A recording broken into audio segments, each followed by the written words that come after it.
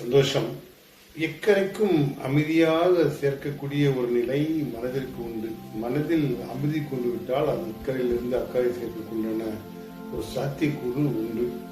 ஒருவர் ஒரு படகில் பயணம் செய்தார். படகில் ஏறி அமர்ந்தவுடன் படபடப்பு. படகில் அங்கும் இங்கும் நடந்து கொண்டே இருந்தார். படகோட்டி கேட்டார், சற்று அமைதியாக அமருங்கள், நான் உங்களை அக்கறைக்கு சேர்த்து விடுகிறேன் என்று சொன்னார். இல்லை, நான் வேகமாக போக வேண்டும் என்று சொன்னார். நீங்கள் வேகமாக நடந்து கொண்டிருந்தால் படகும் தள்ளாடும், நான் படகை இயக்க முடியாது, உன்னுடைய வேகத்துக்கு அது செல்லாது, மனதை அமைதிப்படுத்தி அமர்ந்து கொள்ளுங்கள் என்று சொன்னார். அப்பொழுது கூட அவர் கேட்கவில்லை.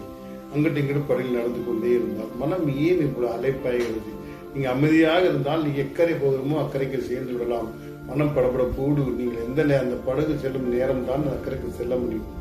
நீங்கள் அவசரப்பட்டால் அது அக்கறைக்கு செல்ல வேண்டியது இக்கரையில் தான் தள்ளாடும். மன அமைதியுடன் ஒரு இடத்துக்கு செல்ல வேண்டியிருந்தால் மன அமைதியுடன் அந்த பயணத்தை தொடங்குங்கள். அதை நீங்கள் எங்கே கரை சேர்க்குமோ அங்கே உங்களை அழகாக எடுத்து செல்லும் என்று சொல்வார்கள். சில நேரங்களில் நம்ம பதட்டம், நம் அவசரம் மனதை குலைத்துக் கொண்டு அக்கறைக்கு சேர முடியாமல் செய்து விடுகிறது. எனவே மன அமைதி முக்கியம் என்கிறது ஒரு ஞானி கூற்று. சந்தோஷம். வாழ்க வளமுடன்.